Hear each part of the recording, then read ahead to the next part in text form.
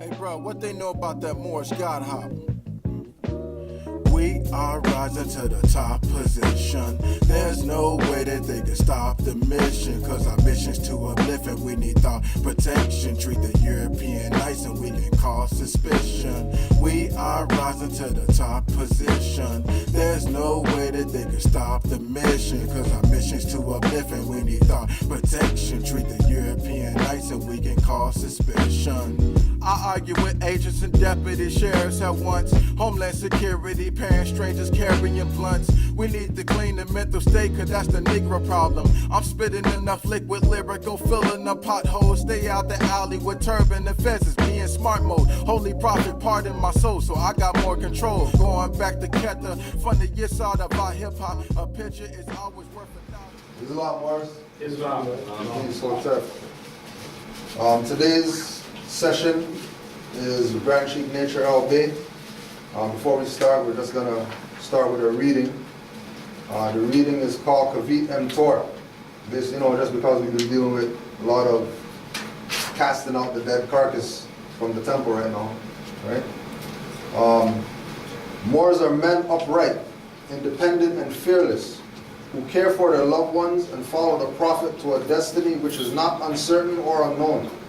They are fortified by the impregnable doctrine built upon love, truth, peace, freedom, and justice. It is therefore folly at its greatest height for smelly culprits with their insidious plans to invade such a realm. They try and try, but their own bad planning brings down the wrath upon their heads like the sword old Damocles had. Intrigue and scurrilous cunnings find a difficult path to travel within the ranks of the Moors. This is so because the Moorish movement has been well planned by Prophet Noble Ali, whose latent powers are abundant, unknown, and may be called into action as a matter of defense at any moment. Prophet Noble Ali knows the people within his ranks who are interested. They are the vanguard of the Moorish. They are the vanguard of the movement as the Moorish hordes increase here in America. All of the Moors are active, not passive. A member's interest can only be in one direction, and having traveled over the road years before, the Prophet knows where every member is along the road. A few feet below is another road, where schemers walk, and traitors grin, and culprits bask in the sun. They think they are on the same road with true Moors, but the Moors are high above on a pinnacle where they might view the destructionists as they fall for the last time, and their bones bleach in the sultry midday sun. Hungry scavengers flying high catch scent, devour, and leave crying out, Kavit M. Tor, cast out the dead carcass. The Moors high above see these plotters, purveyors, the worst that exists, hurl themselves downward by their own works as the hawks wait. So Noble Ali knows where all the Moors are within the ranks, right? So when we come into the movement, we have to expect some hardship.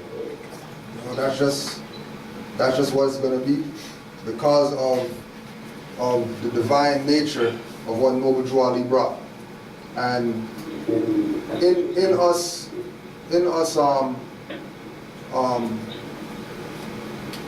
recognizing that we have a certain role that we have to play, right? Being that we are the true, faithful, active Moors and not the passive, cunningest, traitorous, treasonous Moors, right? Our protection comes from understanding what the position is of Moors, which is where the presentation today is going with national standards, right? And the fact that because it's a divine and national movement, the national standards are something that's supposed to get us to that level, right? Where we're not going to have to worry about these individuals, because Allah is going to take care of those individuals on our own. I thought it was interesting too when you said that basically Noble Drew Ali is there to be activated at any time. Right. At any time you can activate the protection of the Prophet. you know, right? And it could be through uttering literature that he put out, right?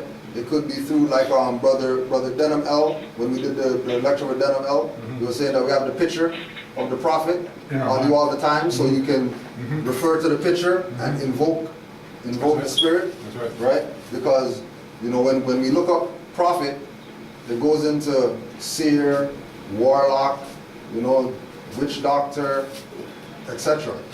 So the powers that the prophet has and the powers that he graced or blessed the Moors with, right? Through following him and his divine instruction, is why, you know, we have this core group, but then there's, you know, outsiders, you know, that are off the radar, that always try to get in and do whatever they're supposed to do, but then they can't really get anywhere. When we think about even during the prophet's time, right? You know, it's in the literature that there were people chasing the prophet around with a knife, trying to stab the prophet, more standing up looking. You know, more just standing up looking. Right? That's an issue. Right? But also it lets us know, even during his time, how deep the sellout was. I think that was an analogy for what all of us are going to go through. Right? Exactly. Exactly. This is what we're going to go through. Right? So we're gonna get started. Branching Nature said that we're gonna start up with questions, right? We're gonna open the floor for questions to start, right? So whatever questions at all, anything with regard to the movement, the prophet, things that we've been going through here, whatever. If you have questions, now's the time to present those, and then we'll answer the questions. And then as we go, we'll get into more of the dialogue. Branching Nature, are you ready over there? Yes, sir. All right, we got the first question. Islam. Islam, Morris.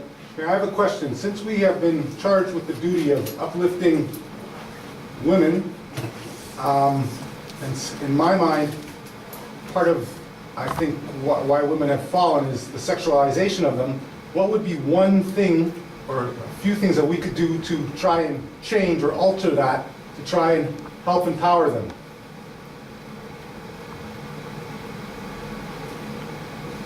All right, Morris, the place is cracking up where I didn't make out the question. Go up a little closer. Just speak into the camera. Keep going in and out part of your voice. Can you hear me now? Is there any way you can type or brief me the question? Good. Try to talk. Okay, the question is, how can we uplift women? I can hear your voice, but I'm hearing every other word. Talk slower. How can we uplift women?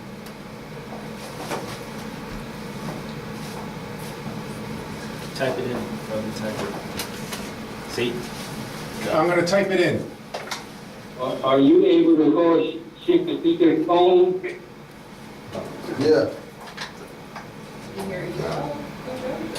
All right. How can we uplift women? Yeah.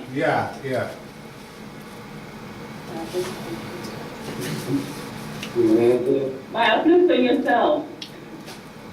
Brother. Trying to uplift myself. Sheikh Nika said about others uplifting themselves. But I'll camel back off of that. Can y'all hear me? Yeah, we hear you. Yeah. Islam. All right. That's actually a great question because that's really the core of this movement. And when we talk about how can we uplift the women, remember the woman prophet is holding up the woman in his hands on the illustration on the back of the 101s. And he has humanity written on her womb, and that's representing humanity that has fallen from this last stage and its unwholesome depths of poverty is what that's representing.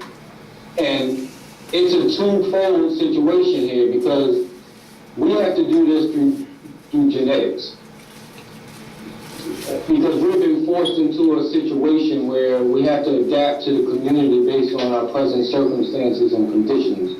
And we all have been programmed as adults. And we have to purify ourselves and wean ourselves off of this westernized plantation. So really it's not going to be perfected until it's done through genetics. But what we do is we start with each other conforming to the customs of our group. And that goes into national standards and why I want to specify what that actually means.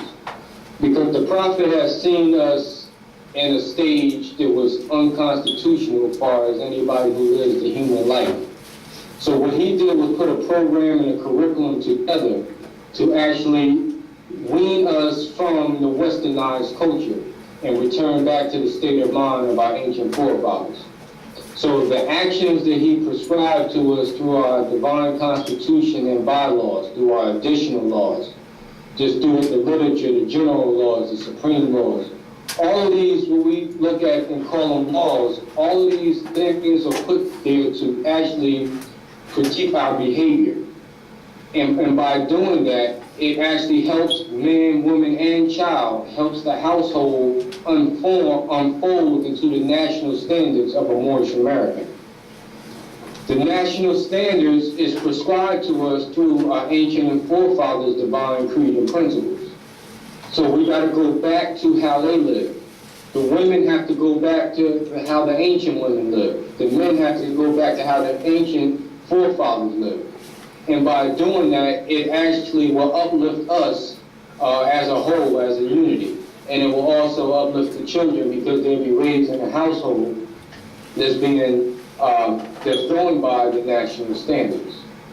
Now, we have our men who come into this movement. Unfortunately, it's more of a patriotic movement at this time because there's more men involved in the movement than we have women. And we have more men in the leadership positions than we do women in leadership positions. So there's a lot that has to be done by us to try to get the women just at least in the movement. And the way we do that is we have to really be the message that we bring. We have to live by examples. Women look for courage. They need men that's strong, men that's not wavering, and men that's going to hold fast to the constitutional principles. And when I say constitutional principles, I mean just being able to be structured and to stand for something. Traditionally, our men in this day and time actually follow the tradition and the trends of what the Joneses do, what other people do.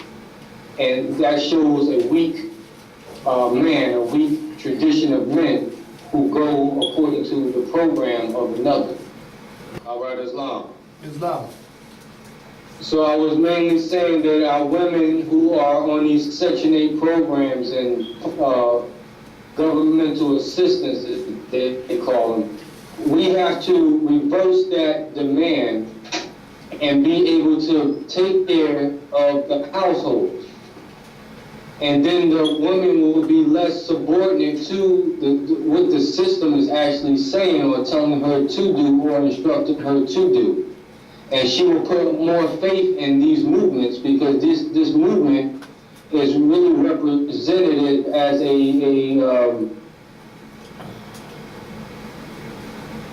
as we go against traditional government is how they view this. Even though we stand for the enforcement of the United States Republic, they can't be concerned with that directly because their immediate concern is their children. So therefore, we have to first make sure that the woman is able to take care of her children, for her to put her time and energy into us and have more faith in us. Did that get across? Islam. Islam? Yeah, it did. Islam. I just muted the mic. Okay. Yeah. Islam. Islam. And that's really key and important because even in today's meeting earlier, we were actually touching on business enterprise. And with business enterprise, the Prophet set up this movement in an economical fashion where we should be establishing businesses. That way, when we proclaim our nationality, we should be coming into our own. Not just our own land, not just our own government, but also economic programs, our own business enterprises, our own schools, etc., where we don't have to put a member back into the system or put them in the demand of needing the system's assistance, where they'll be confident that they can go work for a Moorish establishment and don't have to deal with the issues that come along with that. Where they can send their children to a Moorish school where they don't have to worry about these vaccinations and the Board of Education and what goes along with that. Where they can work for a business establishment where they don't have to worry about the unconstitutional taxes. Where we can have our own real estate programs going on where we can actually help our people get better homes. Cultivating our own acres of land where we can thrive off the demand of our own food and agriculture. You know, these are things that we should be having meetings on to address these situations on how to correct it. If we don't, anybody who deals with reality or common sense, or either other nations that deal with national standards, when they think national or nation, they look at economics first. And if they don't see an economical program in place to deal with the nation, then the nation becomes obsolete. And that's really how a woman would look at this. She want to see what's going on, what programs are in place. That's what a woman looks for, a program. Because she has to take care of children. That's our first priority by nature. So the men, if we want to get women involved, we have to set up programs. We have to give them some assurity that if they follow their ancient forefathers' divine creed and principles, that they will be secure in the process of that. Because one of the ways that they broke the women's confidence back in the Willie Lynch days and prior to that was through actually taking the man away from the economical structure of protecting the house and providing for the house. And what he did was he made sure that she was not confident in the man, where he could not fight anymore, even during the war, or getting with a man. First thing she looks at is whether or not this man can hold her down. And that's not even dealing with high consciousness or Moorish movement. That's just dealing with GP, common sense. You know, and really, and it's going further now because now you have our young women actually looking at other things on whether or not they're going to get with a man. And it's really, that standard is becoming lower and lower. Where you have a lot of women forced to deal with men that's in gangs, drug dealers, people that they know is not even in it for long term, and they're not looking long term. But they're able to, because the substitution comes in from the system. The system is going to take care of her while she can play these games and get other fulfillment from these other men. And they're not really men, they're boys. So to really counteract this whole issue and really deal with our women becoming active in this movement and taking her place, it really becomes through us banding together and following the national standards that the Prophet laid down. Islam? Islam. Islam. Islam. Did that touch upon the question? Yes. More than enough. Yeah, more than enough. Within the history of the education orders, all of the we'll call the matriarchic orders or the women's society in this government are being ran by men.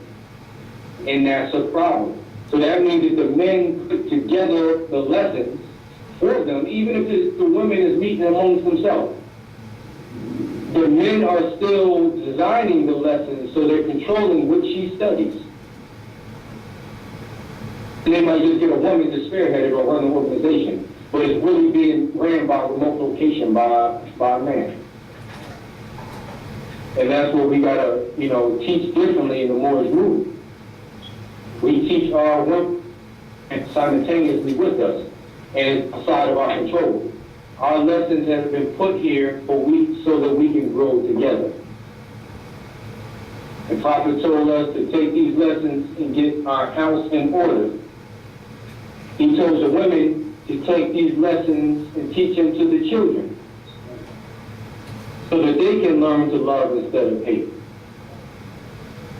You know, so these lessons are designed for the family, the household, to study together. And that's very different from many other societies. And that alone also helps to, once again, raise the woman. And we, as men, we also have to push our women. We have to set these standards within our household and say, this is what we're doing. The Constitution has to become the standard of the house. We're equal. Constitution in the kitchen should be one in the living room. But every member of the household is obligated by oath and affirmation to support these laws. This is not just hobby. This is not just what the man is doing. This is what we're doing. So the man should enforce these laws on the rest of the household, and the woman should enforce these laws on the rest of the household. So you have some men who are involved with this, but the woman is not involved with it at all. You have to put checks and balances on that. So it becomes a house divided if the man is in the Moorish temple, but the woman is in the church. Or the man is in the Moorish temple, but the woman is a Jehovah's Witness. Unfortunately, because we wasn't raised this way, you have households that come into this when they're already obligated to certain things, and we understand that. But now it becomes strategic for the man to understand what his mate is dealing with and learn those lessons or that language so he's able to show her within her own lessons what she's missing, or what in her lessons complements what's in the Moorish movement. This is why the prophet told us don't throw away our Bibles. He said because he was going to use the Bible to condemn the government. But now the government means the people, not just the institution of government. So we got to understand that most of our people, most of our Asiatic people are under the influence of Christianity, or under the influence of Constantine. That's what they're really under the influence of. It's really not Christianity, it's Constantine. And because of that, we have to know the language of Christianity so that we are able to communicate to our people who are indoctrinated under that spell. And we're able to pull them out under that spell with Moorish science, because Moorish science complements Christianity. And in the true sense of what the word really means, not Constantine, but Christianity. And once we know those lessons, we're able to come and speak an intelligent tone and get the attention of our women, no matter what program, society they're a part of. And that will not cause them to rebel against what we're doing, but we're able to add on to what they're doing and make them see the significance and the importance of being a part of the Moorish movement. If you go to anybody outside of their present understanding, especially if they're indoctrinated in religion, if you go to them and challenge their religion, they automatically go rebel against you. And that happens to a lot of households, where the man brings this information back to the household, and the manner on how he does it causes the woman to rebel. And that happens in a lot of households. If the woman has grown up Jehovah's Witness, she might have grown up Catholic, however she was, indoctrinated in through her family ties. Because most women carry on the religion or the faith of their family, of their mothers, how they were brought up in the household. Most women carry that on and took with them as an adult, even if they don't 100% follow it, but they still carry the name of it and some of the traditions associated with it. So when you, once again, try to speak to them, you have intelligence to them because they will rebel against you. Not necessarily against the order, but against you. And if you do it from an egotistic perspective, it becomes a challenge. Where the women feel like you think you know more than me. So they become challenged, and it becomes an egotistical fight where there's no really knowledge being demonstrated here. It's all emotions and ego. You know, and that's just dealing with the psychology of relationships. And this is what we suffer, dealing with the Negro problem. Islam, Grand Sheikh. Islam. Question. So, Yes, sir. based on both sides, male and female, how do Moors that have this information, what's the best way to present this information to those that are ignorant of the movement but attached to these other, religions, sex groups, whatever it is, based on your experience? Islam. Back to what I was saying earlier is the programs. The Prophet Noble Ali, and I would like to read a little excerpt because it really deals with this, and I think we overlook it as Moors in general because we're so distracted in other things that we got going on. And this is the mission statement of the Moorish Science Temple. And when we think Moorish Science Temple, we got to really think individuals. This is our obligation. If this is an obligation of the temple, it becomes an obligation of each and every member.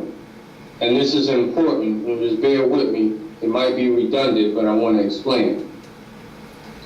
It says, the Moorish Science Temple of America was founded by Prophet Noble Ali. Aside from the fact that it is a legally organized religious corporation, it says it is building on human needs.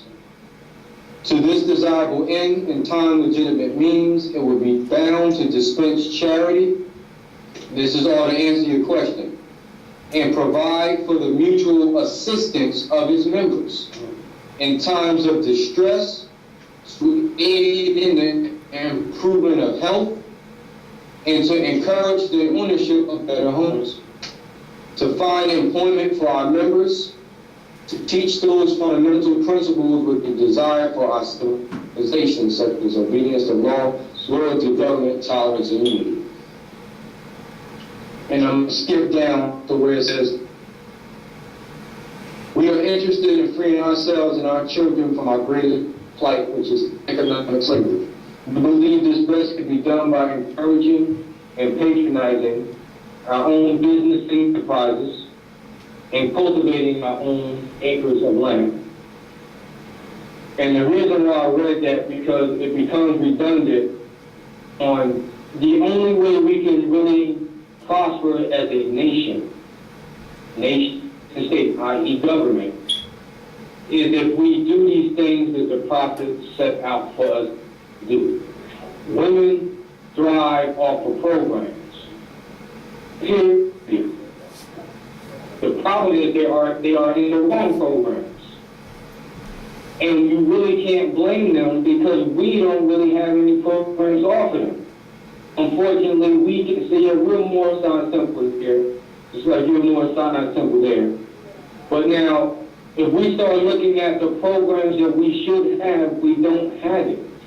And the problem is we don't have the proper support, we don't have the proper resources, we don't have the proper finances, i.e. we really don't have enough members, period, to even implement these programs. So now that's a snowball of issues that we really have to address to deal with those things. That's one thing that the church and other organizations have over us, that they can provide these things. They can demonstrate this charity. If one of our members, have a fire in the home and everything is destroyed, we should have an emergency fund, which is what the Prophet told us to do to address that situation that has occurred. Any type of national disaster occurred. We just had Hurricane Sandy. People lost everything. The Moorish Science Temple of America, if we had the credibility that the church has, Red Cross or whatever Salvation Army, different programs is out there, then people will look towards us for help and assistance. And we can't provide the assistance for the public at whole, but we at least should be able to provide the assistance for one of our members that's in need. Women look at things like that. But men, we're more mechanical where we can just, basically when we say thug it out. But the woman doesn't have that capability. She has 3 or 4 children, 5 children that she got to support. You have shelters out there. They're going to go towards the shelter and these programs before they even call on the assistance of the temple, because they consciously know that the temple really can't address that right now. So when there's a lot of things we can do, getting literature out, doing lectures, all that's necessary, but we want to really get into the core of the issue is because we don't have the programs. So the women are forced to deal with the programs that the system offers, and within those programs, all those programs are ran under the administration of the 14th Amendment, which is, i.e., a compilation of the Christian Black Codes of 1724. So by them accepting these programs, put them into the jurisdiction of the 14th Amendment, classifies them as an artificial entity, corporation, i.e. slave, i.e. ward of the state. And in order for them to receive the assistance of these corporations, their children, they have to be listed. Their children's Social Security have to be listed. And 9 times out of 10, their income got to be stated. And 9 times out of 10, it goes to the father. And this is how they get their finances back, because they're going to put that liability right back on the father, i.e. through child support. And making him a surety for the bond. So we got to understand what we do to our women just by us taking a backseat role, not making enough money to support the family. All of these things, we push the liability back on the state to do, and once we put that liability on the state, they create wards of the state. So we have to take care of our own. This is not about self. This is us taking care of our own community, holding our women from outside of the system. Then the woman will have more confidence by saying, I'm rolling with you. When she know at least at a minimum, we can eat. We got a place to live. We got electricity. We got heat. Well, at least at the minimum, she'll roll with us if we can supply the minimum. We're not talking about being rich or having wealth in abundance. She doesn't really care. She would like that, but she understands the fight too. Trust me, she understands the fight. But until we able to at least address the minimum, we're not going to get her confidence, her full confidence. Islam?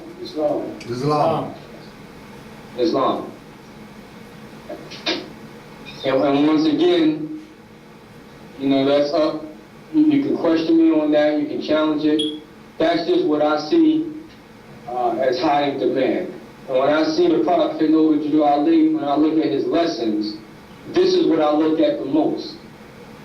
Even though there's 100 other things that we could talk about, this is what I see as high priority when we talk nation. And I believe anybody who talks nation, I believe the international community will back up these statements that the Prophet made and the way he built his nation. I think any international community will back that up. And I think that we have a lot of distractions in our movement that has us really putting more focus and attention into other things. I won't say that it's not important, but I think we put the cart before the horse because our distraction is to other things and not the main objectives that the Prophet spoke about. Until we deal with the main objectives, we can't deal with the little objectives. If we look at, I'm sure, major cities in Canada, I know you have your different Chinese communities, Chinatowns, and all the international communities who set up shop in those areas. Now, I'm sure some of their assistance that they're getting is under the rulership of the Queen. Yes. But I don't think that they come in necessarily and really address that as their main concern. I think they come in and deal with it, establish themselves as a nation first, getting their communities built, And once they get that, then they can hold themselves with, outside of the jurisdiction of the court. And I believe that's really how they run their communities. And they do the same thing here. Won't establish their communities, they can then deal with their own nation. They can have their own schools. They don't have to rely on the Board of Education from the system or from the state. They set up their own school, and what allows them to do that, they have their own resources. They have their own funds to do that. So like right now, we're talking about setting up schools. We talk about it all the time. But the reality is, it comes down to you need people to run it.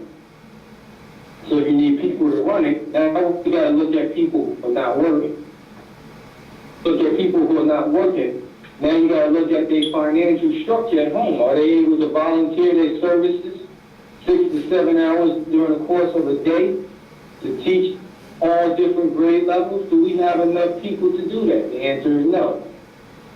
Can we accommodate pre-K to 12th grade? The answer is no. So to even talk about doing that, we need funds to do that. Now, people are starting to look at funds from the state to do that. There's certain grants out there that will allow us to do that, but now if you go there, you got to deal with the jurisdiction thereof. So now you're in a position what's greater. Do you accept the grant, the assistance that they have to offer, then they want to regulate what you teach and regulate the people that's a part of that program? Like, how do you deal with that? The answer is, if we cultivate our own acres of land, we have the resources, the finances, we have the property, all of that to address those needs. So it goes right back to the prophet's supreme statement.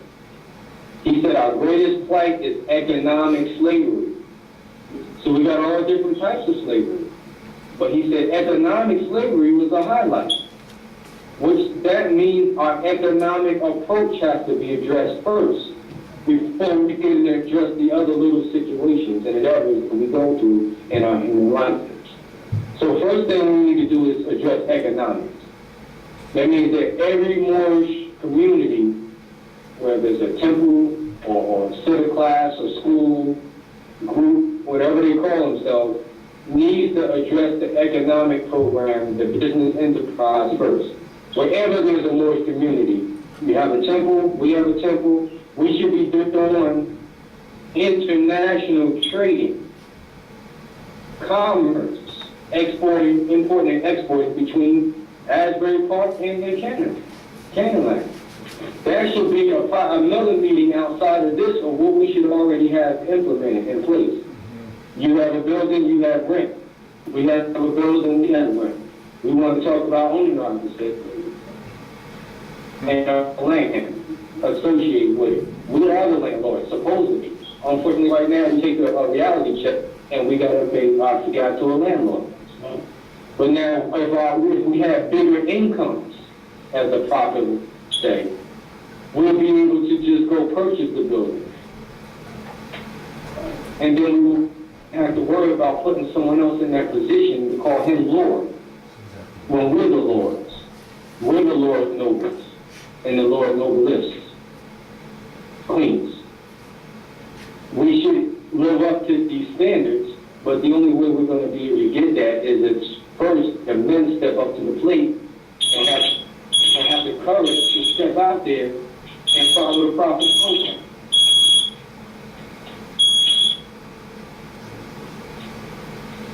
Islam, Grand Chief. Islam, Mark. You hear me out there? Yes, now I hear you. All right. I get some feedback on that. No, right and exact. Because right now we're actually looking at changing our location so we could bring the rent costs down based on the lack of support. You know, we're trying to switch locations so we could have finance to put towards building up more opposed to putting finance towards rent. Yes. You know what I mean? You know, once again, that's universal. That's something that all of us is doing. Right. You know, and you know, we definitely give y'all props and honor for which I have done, which I'm doing. You know, and as we spoke before, you know, this is a necessity that we have to do. Because people, remember this, the lessons say that shallow men judge merit by noise.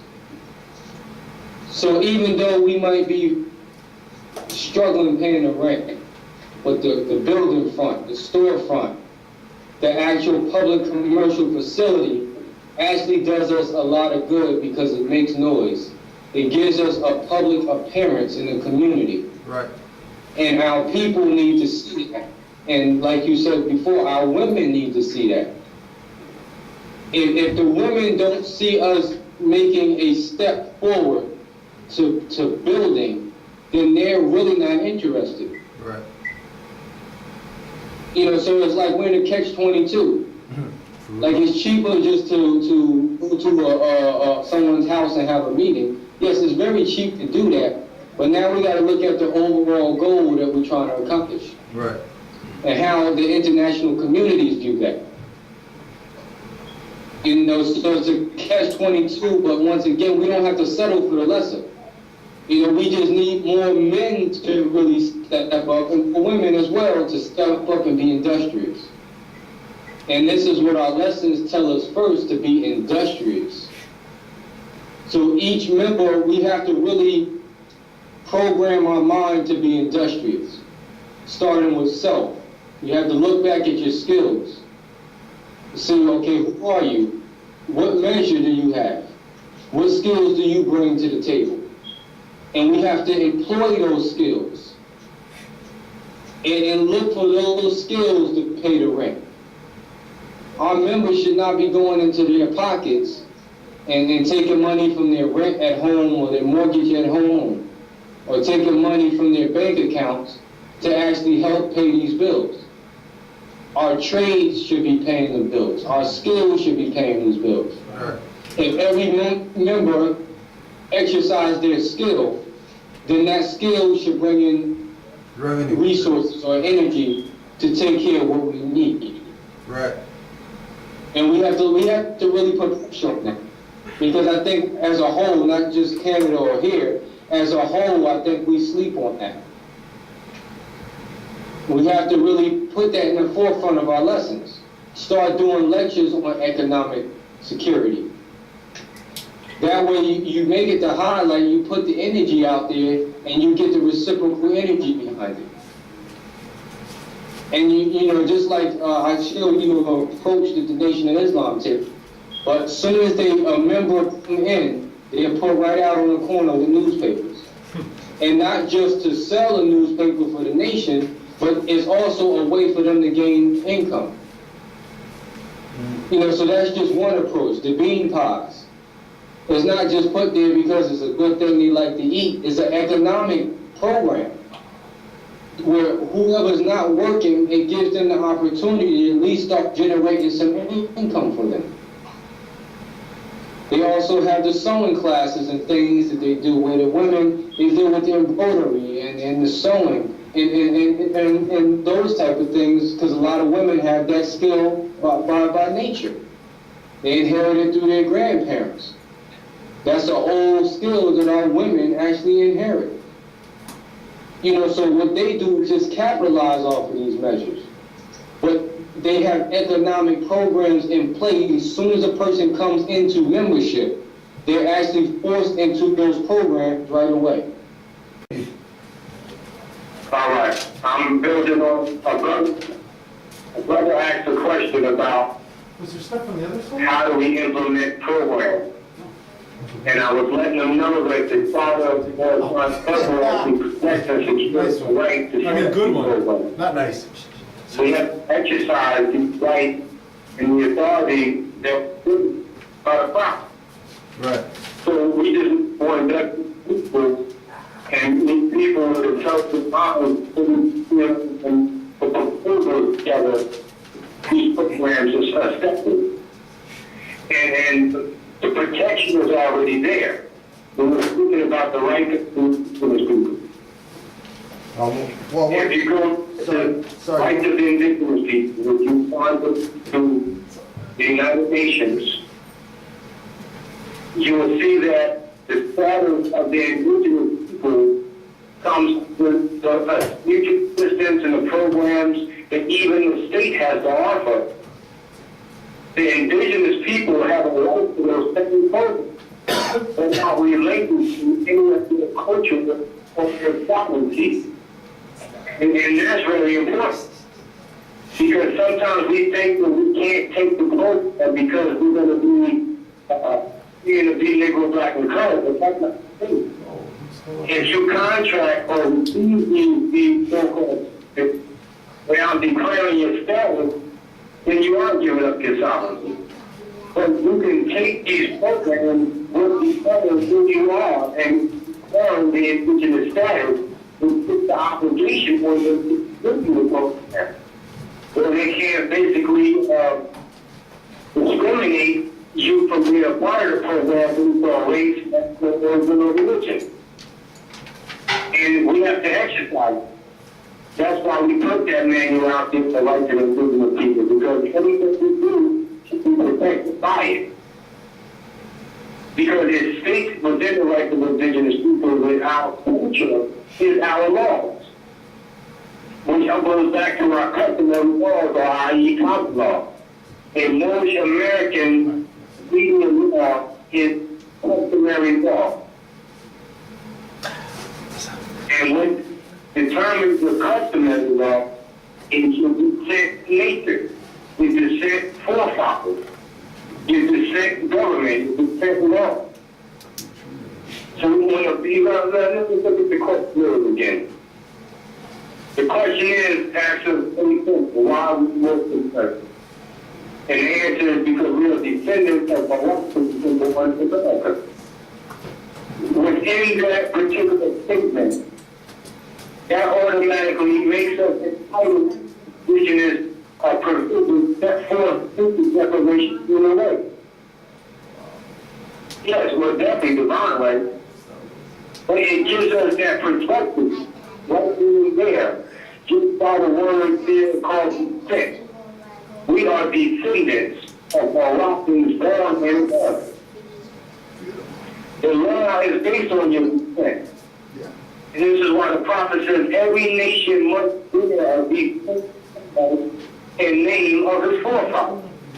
Because by honoring the mother, the Lord God allowed us to. So that paves the way for conflict to be instituted. And especially being that the Moroccan Empire, dominion and jurisdiction in every single land. That makes it very important for us to think we are descendants of Moroccan. Just by us being descendants of the Moroccan Empire automatically makes us heirs of the throne. Where we fall up not just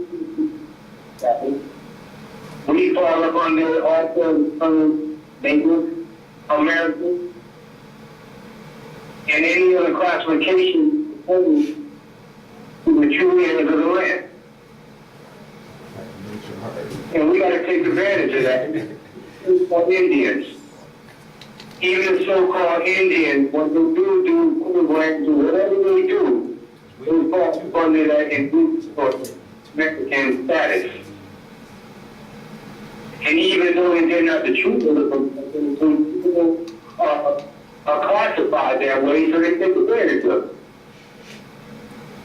So we as Moors, we are true Native Americans. We definitely should be standing on those classifications and those statuses. We keep applying for the program, but trying to set a program under the application of the program. And as long as we do that, we'll Islam. Islam. Granchi, could you try something? Because the audio's kind of crack. Are you on speaker right now?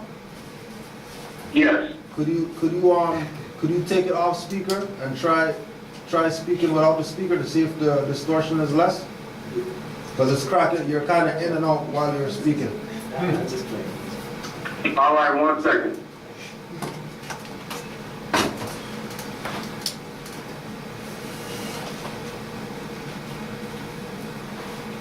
Is that better? Yeah. All right. Did you hear me? Did you hear me on that drawing though? We heard Some of it. we heard some of it, but it sounds a lot better than it did just now. So we'll try again with the next question. You got a question? All right. Well, I just want to reiterate that I didn't hear it. Yeah. Go ahead. You're sounding clear though. Okay. All right, that's fine. I wanted to reiterate that the rights of the indigenous people Right. is also a protection based on the customs of our forefathers. Because we are descendants of Moroccan and born in America, makes us entitled to whatever they have to offer to the indigenous people. Because we are indigenous, we have original indigenous to this land. Because the jurisdiction and the dominion of the Moroccan Empire extended across the Atlantic to the present North, South, Central America. So by that answer that we are descendants of Moroccans and born in America, that automatically sets our status as indigenous to the land. So the programs that we apply for automatically should be filled out or applied for under the status of indigenous or native. I don't really like the term native too much because they monopolize off that term. But whenever we use native or indigenous, we want to state Moorish American.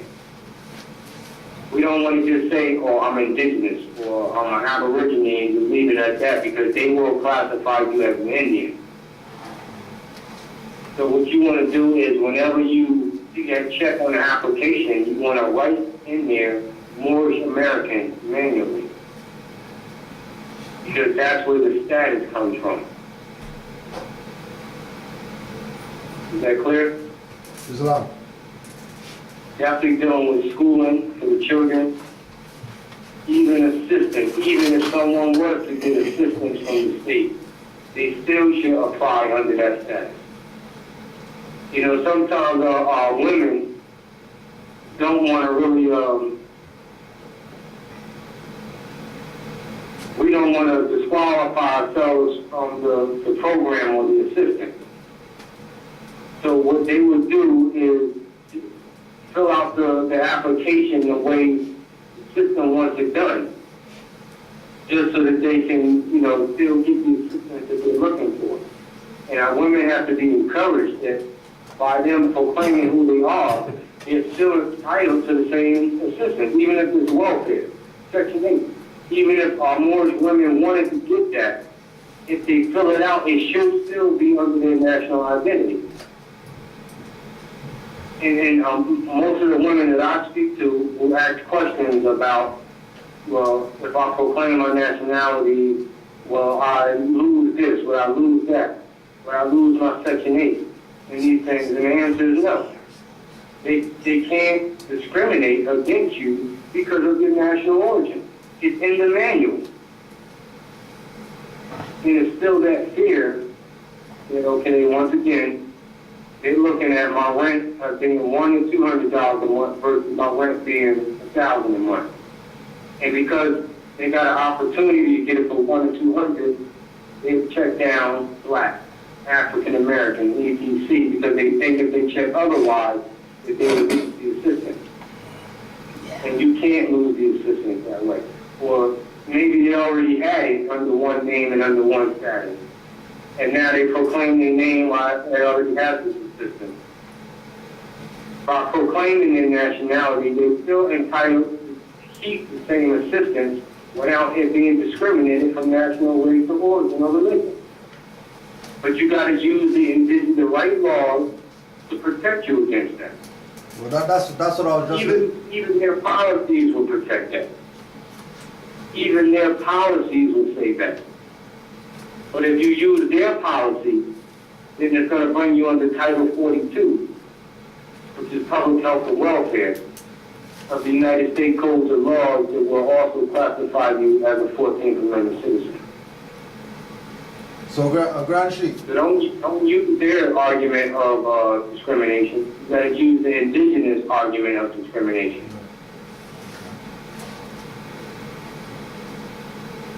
Well, all right, so the idea that you're presenting, or the protocol that you're presenting, is that when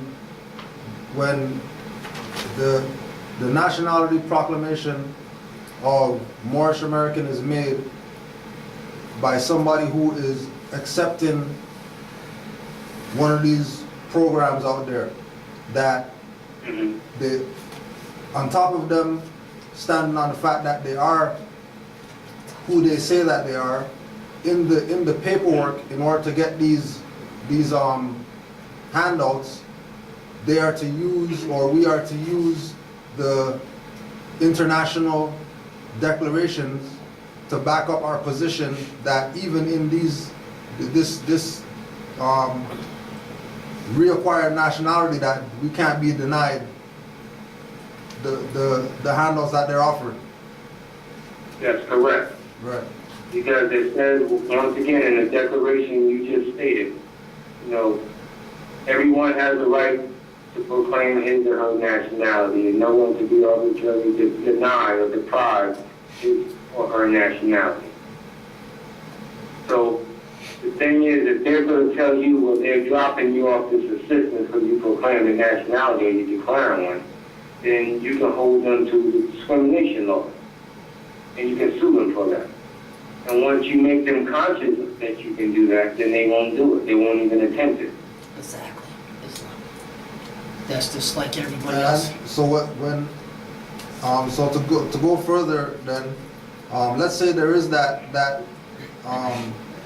abridgment of exercising the right to a nationality, or being discriminated against, this more specifically for people who are on the programs. What process of suit, or what should be their move when they realize that they're being discriminated against based on these international protocols that Canada, U.S. and everybody else already signed on to, and they should be obligated to? Okay, that's a good question. And once again, just deal with the Equal Opportunity Act. Say if it's a job. I'm going to repeat the question to the floor so that people here know what's going on. No problem. The question was, if there is a discrimination issue with Moorish Americans, what should be the proper protocol and way to start preparing that suit? Or how do you address that argument of discrimination from an indigenous perspective? All right, and once again, the answer goes into, what I want you to understand first is, I'm going to give you an example. If you're dealing with a job, they have the labor board postings on the wall at every corporation, every job that's out there in the United States of America. Sure, they have it out there as well. And through the labor board posting, say it again? No, go ahead.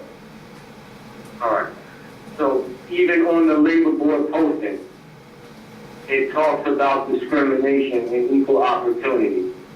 And it tells or informs the employee, the employer, whoever's applying for positions or whatever, it explains to them if you are discriminated against. It says, call this number here. And that's a 1-800 number that goes to the Department of Labor. Right? Now, if that occurred where you call the Department of Labor, and you still can do that, you should start doing that. And it doesn't have to be for a job, it could be any place. It could be the Social Security Administration, it could be anywhere. It deprives you of equal opportunity to anything. Right. But now, when you call the Department of Labor, they're going to mail you forms or whatever to fill out pertaining to the complaint. And the reason why is because whenever it's dealing with a discrimination issue, then the U.S. actually picks that up through their representation. and they argue the issue. Well, you don't necessarily argue that yourself. You don't have to hire your own attorneys and stuff like that or go defend it yourself. They have people designed to deal with that. But now the issue is, they're going to do that based on the assumed status of you being a 14th Amendment citizen. So I would do that just to get the ball rolling by notifying them, have them fill out the forms. Send the forms to you. But now when you go to fill out the form, that's when you check off the proper terminology to keep you within the common law of England, as far as your citizenship, your status as Moorish American. Crossing these things out and putting down who you are so that they can address it pertaining to your status. And then you follow up with an affidavit. And then within that affidavit will state the rest of your facts as far as your status, the quote from the Indigenous People Proclamation or whatever you saying they violated, you will back it up with constitutional law and rights of indigenous people, Declaration of Human Rights, or whatever fits the subject matter. You will put all of that within your affidavit. You will staple it to their form and send it in. Right, now, along with the affidavit, would put it in your nationality paperwork or whatever nationality paperwork that you have as part of that package? All right. I'm just going to repeat the question. I'm going to ask everyone interpret. No problem. He says that, do you put in the package that you send to them your nationality paper? Right? And the answer to that is, all depending on what document that you have. You don't want to send them the document that shows you corrected your name from one name to the other, because that's irrelevant to the situation at hand. The proclamation of name, it really is only for the purpose of that once you correcting or transitioning from one name to the next. If there's an issue with the name, would someone want to deprive you of you changing your name or correcting your name, then yes, that document will fit that subject matter. But if there's a situation where the name is already established, you don't necessarily want them to go into another name because it gives them more issues to argue when it's not necessary. You would just draft up another affidavit. We do have other affidavits that we offer to membership that just deals with general affidavit of fact or declaration of nationality, stuff like that. Right. Constitutional protection, stuff like that, just to let them know or put them on notice to what your legal standing of law is. So Even a nationality card is required. A copy of that sent in with the affidavit does a whole lot. We have one question, Grand Chief. Islam. Islam. So if the question he asked just a while ago pertaining to the nationality package or the name change package, the info you're giving is in your corporate name or in your indigenous name? Are you I don't operating? quite understand. Are we dealing with them from corporate law or from indigenous law? Like for example, if you're in the position of getting like okay, the example that you're using, like the job, right? So more than likely the person is going to be in the job under the straw name. Mm-hmm. So when they make the complaint, Or you said if one is under the status of the straw man. right? If they're under the status of the straw man and they make that complaint about being discriminated against, when they're filling out the form, are they filling out the form from indigenous perspective, or are they filling out the form as under that name but checking off the indigenous box? All right, that's a good question as well. If one is in a wardship status, then they're going to have to follow the procedure of the wardship of the 14th Amendment. And the reason why is even though they are not Negro, black, and colored, it becomes a catch if you start checking off other stuff because they can view that as impersonation or perjury. Whenever you're filling out an application and you sign it, what you're doing is attesting that the knowledge or the information in that document is true and correct to the best of your knowledge. And that's really that's what an affidavit or affirmation is. It's an oath. You're under oath when you sign something. And if you lie on that, then they can expect it. This is federal. Whenever you're talking about discrimination, that's a federal offense. That's not municipal, it's not county, it's not state, it's federal. So now that everything that goes down, the people who are violating you is going to be tried under federal law. But same thing with you. If you perjurize yourself in an affidavit or an application, then they can also countersue you in federal law. So you got to be careful. So it becomes a thin line on how you deal with that. But I don't suggest that anyone at this point, especially if we members of the temple, we shouldn't even be in the worship status. That is what we're encouraging from the beginning. That we have to get everybody proclaimed and in the free man status to even argue law. We can't argue indigenous or constitutional law. And remember this, in order for the indigenous, the Declaration of Human Rights comes from the United Nations. The United Nations only pertains to nationals of nations. So the United Nations or the Declaration of Human Rights articles do not apply to anyone that's not a national of a nation. So if one is in an artificial status, then they couldn't even use those articles or call on the assistance of the human rights period, or the United Nations period, or constitutional law. That's why I said that what will occur if you don't disclaim it is they will use Title 42 of Public Health and Welfare, which comes under the United States Codes of Law. They're codes. And those codes are based on corporate entities that are classed as 14th Amendment citizens. So if that's one status, one should not perjurize themselves and proclaim to be something other than that. For countersuing reasons.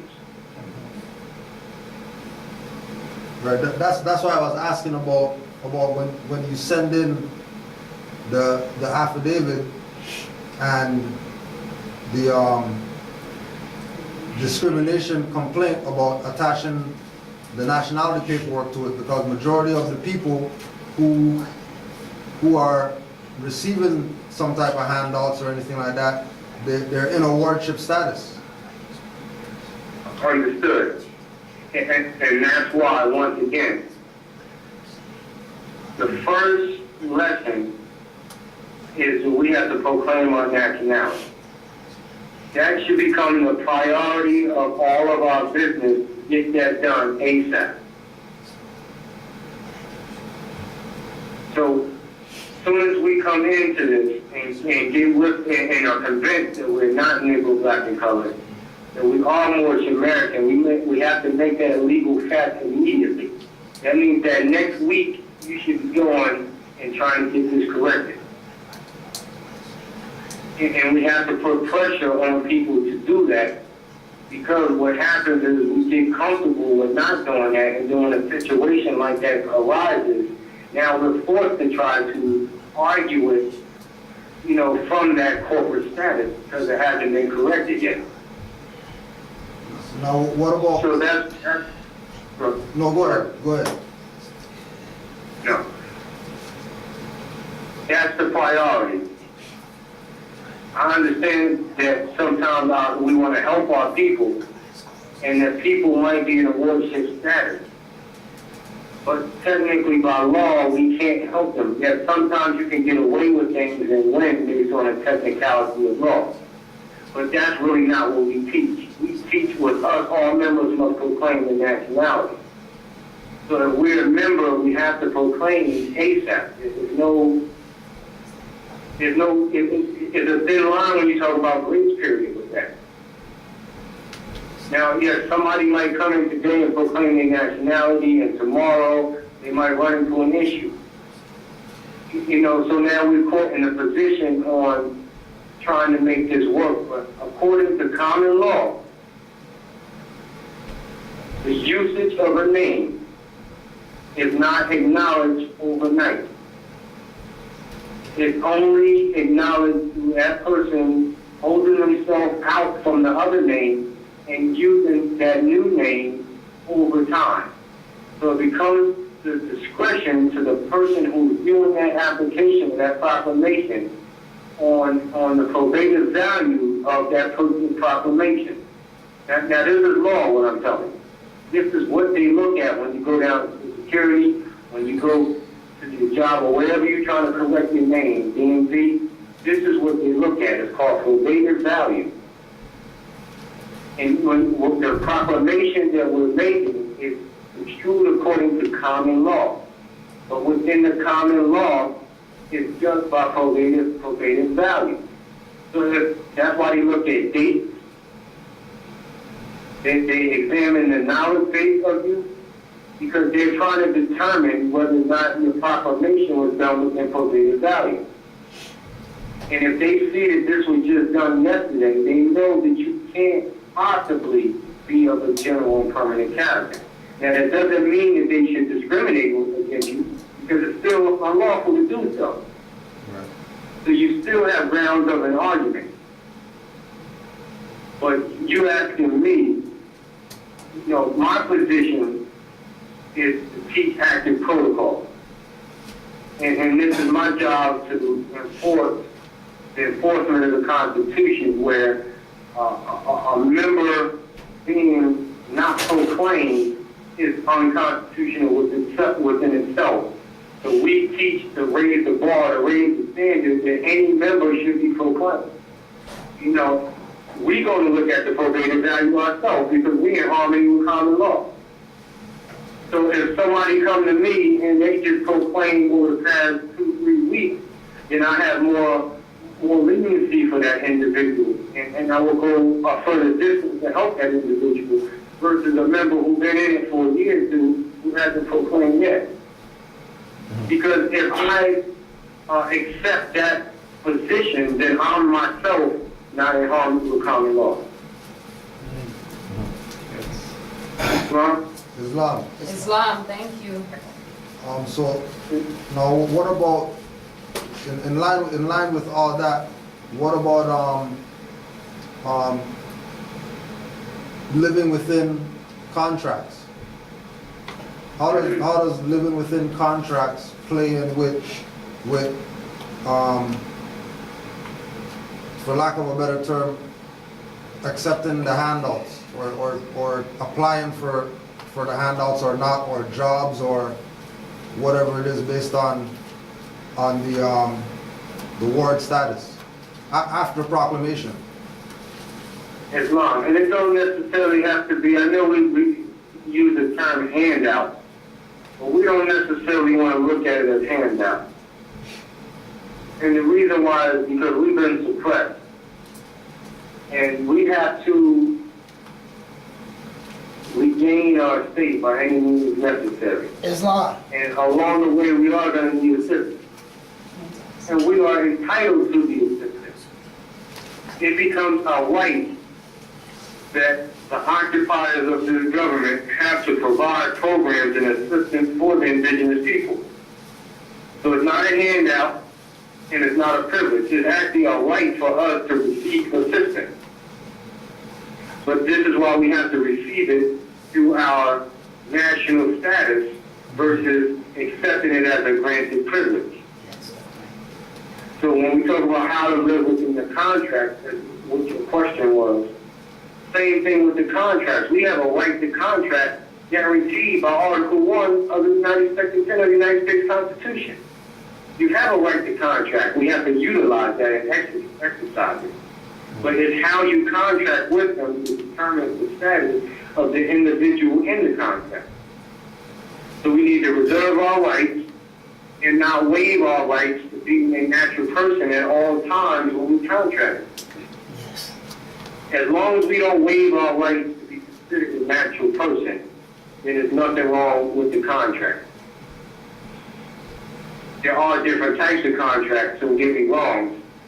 As far as you have to be the judge of what type of contract you're getting into. There are agent contracts, illegal contracts, etc. But I mean, if there's a contract that you need, just say, for example, power and light, electricity coming into your home. When you sign up for that, that's a contract. Now, there's not too many other resources that you have to get power and light into your home. Now, unless you're 100% sufficient off solar and other aspects, then we're not there yet. So right now, we have to accept it, but not waive our rights of being indigenous, of being a natural person, of being a human being in these contracts. Because what you're doing is just applying for a service. And the servant is whether they hire, they're entitled to provide that public utility to you. You also, you're not waiving any of your rights by agreeing to it. But now, if you fill it out in a corporate status, then the status will be construed as an artificial entity. Now, it doesn't matter if it's public utility or if it's another type of contract. It doesn't matter if it's a driver's license, passport, etc. All of these are contracts. And because you don't really have a choice, they have not provided another choice for you to contract with. There's not multiple DMVs out here that offer different types of driver's license. So because of that, they force you to that one division of motor vehicle. They force you to that one type of driver's license that they accept. So to do business within the system, you have to accept it for value, but with a reservation of rights. Yes. Not to be construed as a artificial entity. You copy what I'm saying? Islam. Yes. Islam. Can I ask a quick question? Or can you? Quick question, Mark. Yes. Islam, Brother Nature, Tallahassee, El Bay here. Now, what you're saying... Islam, brother. Islam more. So now, what I just want to ask you to try to, with this contracting and being a natural person, like birth certificate and driver's license. Now, what if I just want to go down there and change my name and put Tallahassee, El Bay on my birth certificate and driver's license, just so, because everybody else don't know, the Albion don't know what's going on, even though we have our nationality card. Showing these cards kind of confuses them. But if I went down to the city and said, hey, listen, I'm going to get rid of my straw name, I'm going to change my name to Tallahassee, El Bay, so everything that's on there is El Bay, even though I'm reserving all rights reserved. Would that, do you see where I'm trying to get to? Trying to get at here with this? Like you know how we have a straw name on the birth certificate? Yeah. And on the driver's license, even though we're reserving all our rights and everything like that to travel and everything, and be ourselves as Moors. Now, if I went down there and said, okay, let me put this on contract, I want a name change, and I'm going by my natural name, my indigenous name, and that's what I want to use. This to stop the confusion, because people don't, these Albions don't know who we are as autochthonous beings, as Moors.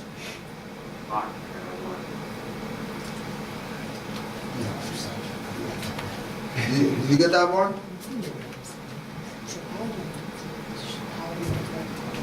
Please. Geez, I hope I didn't speak and lose him. Islam? Islam, Mark. Islam. Did you get that? All right. Yes, I heard the question. All right.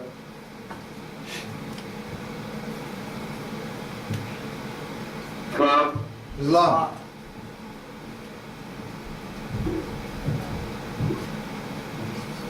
All right, so basically, if you just want to go down and correct the name on these artificial contracts, like the birth certificate, driver's license, or just motor vehicle ID, Yes, yes, reserving all rights and not being a 14. yeah, all rights reserved, yes. Yeah, You're saying, can you do that without relinquishing any authority? yes, Okay. Yes, you can. thank you, Islam. Now, one thing we do a little bit different is we don't really endorse the idea of the birth certificate. We do everything else except that. And the Okay, reason why is because of what the birth certificate represents. yes, yes, yes, that's why I asked, I'm aware of that, but I was just looking at it on another level where we're out here contracting, reserving rights, just to kind of make it easier when you know, well, your birth certificate's saying this, and you're telling me you're Tallahassee, Alabama. Yes, and you said the key word, you said it makes it easier. Yes, And once again, there are a lot of Moors who do that. okay, because I was just saying for the ones And that don't know. We here, is us, and what we teach our members, we don't do that. Okay, Islam boy. We know it is easier, but we don't really draw off it being easier. We challenge our people to really stand on enforcement of the law. Yes, Islam. That's why I just wanted to get that out there. Just, even though I do understand what you're saying, most definitely, and I haven't did it, I was just out of curiosity, I just had to ask it because I was thinking about doing this. But like you're saying, the strength of standing on our square, the exercise and study and everything like that, instead of making things easier. It's just that, well, I was just Sure. saying, you know, And then let me also add on to this. One of the benefits of not taking the easy way out and getting a birth certificate is it helps you understand the mission a little bit more. Islam. And you will develop the diplomacy of knowledge to be able to defend your citizenship when you don't have a birth certificate and you have to defend your citizenship. Islam. The greater reward is the knowledge that you have, because the knowledge comes through the experience of battling with everybody. Right, right. If you're not in a position where you have to battle everybody, then you're not really going to be fluent with that information. Islam more. That's so true. So that's where the benefit comes in, that is learning how to live without it. Islam. Yeah. Well, So that's, yes, it is easier, and it's actually to a benefit that our people, that it's not easy for them to do it, because if it was that easy, like the prophet said, we'll go back to sleep. right. Yes. And that's how a lot of people are who never really dealt with the political side of this movement. They all sleep Yes, Islam. because they never had to really challenge and deal with it and defend themselves. Right. So they're like living in an illusionary world that they're not classed as Negro, Black, and colored, and they think they're free people, and they're not. They just think that they are because they never challenged on it, and that's because they conform to the 14th Amendment. It's why they're not challenged. Right. You're only going to be challenged when you're going against the 14th Amendment. So now look, let's examine, and I know you threw that out there just for people in general, but I want to use that for a second because that's paramount. But when we deal with it being easier to have the birth certificate, what we're saying is we're using the 14th Amendment to make our argument easier, is what we're really saying. Yes, Islam. Yeah. So Just remember that, and I'm not saying it applies to everybody, people do what they do. I'm just laying the law down, and that's just it. That's Islam, brother, that's perfect. I'm glad we got that out there. It's not. Islam. Go ahead. Any other questions, though? Go ahead. Yeah, this more or less. In that same document, that affidavit that we use to show the transition from one name to the next. Okay. That and the birth certificate with the straw man's name on it together is all you need to prove what they want to, under their color of law, to prove citizenship. They just want, they think that the birth certificate is what shows proof that you are a citizen of the land. So with using the one with the straw man name on it, with the proclamation, makes the connection that you were born here. It's to satisfy their curiosity. But you don't necessarily need the birth certificate to be in your Moorish name to prove citizenship. Islam. The Moorish appellation and proclamation alone is what proves citizenship. And your nationality card. That's what really proves the citizenship. Yes, yes, yes. But if we just give them what they want to see, and never give them what we want them to see, then they're going to win every time. Right, Islam. So that's the same thing that you're talking about challenging them.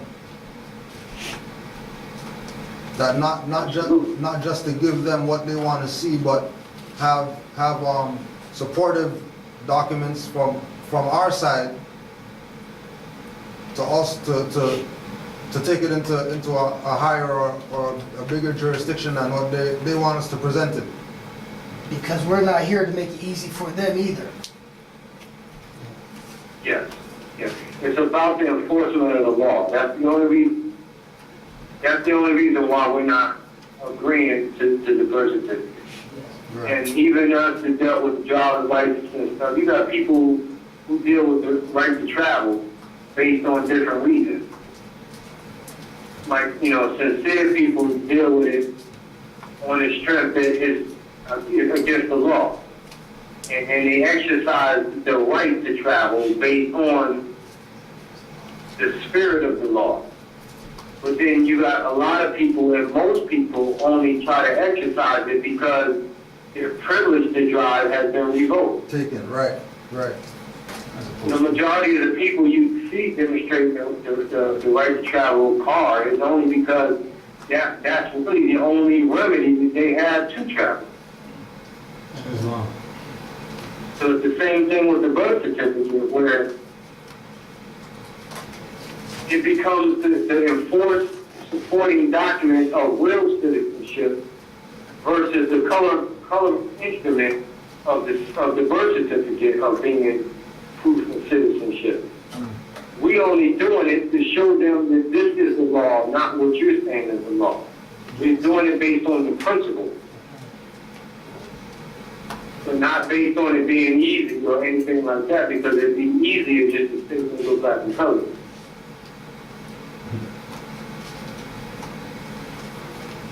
Islam, we have another question. Is there a way to access your birth record and change that, in a sense, to sort of maybe step before your certificate? And then secondly, is there a way to then access the bond that your certificate is then the basis for, and in some way sort of take that back?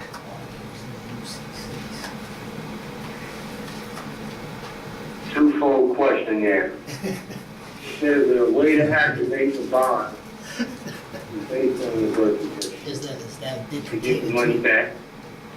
Or to even take the money, or even to take the money for, You don't want to do that with it. That's on UCC. Yeah, I'm going to address that question, from a different perspective as well. All right. challenge your certain bond. And is there a way to access the birth record? In terms of how that birth record, you can sort of take back your take yourself back by sort of stepping, by taking the birth record, which I assume comes before the birth certificate. That's the long form. Yeah, well, let me address that. There is no birth record of the natural person. That don't exist, because at the time of birth, they get the certificate of birth. They call it a birth certificate. It's a certificate. And its only thing that they're interested in is making a record of commercial goods being delivered. Okay. As well. They never intake the natural birth. It's like the natural person never existed Right. from time of birth. Right. They won't acknowledge that the natural person ever gave birth, Right. or even manifested, I should say. Right. That's what the whole system is based on. Until you proclaim your nationality is when the birth record begins. Right. Back And what we're doing is making reference back to the time of birth, Right. when the birth certificate was created. Right. So we're making the birth certificate and affidavit of live birth by correcting it. Right. We're correcting it through the proclamation of our affidavit, which becomes our affidavit of live birth, not necessarily correcting our name on their birth certificate, because it only could be a birth certificate. Right. Even if we went and put a Moorish name on the birth certificate, it's still a certificate of birth. It doesn't represent live birth. It still would be in all capital letters representing an artificial entity. So you can't make their vital statistics or their vital records live, because it's designed to be artificial from the beginning. So the only thing you can do is produce our proclamation from our natural people, and that's what our nationality cards and our proclamation records, that's what they do. They animate the artificial entity and makes reference to him being natural from the time of birth.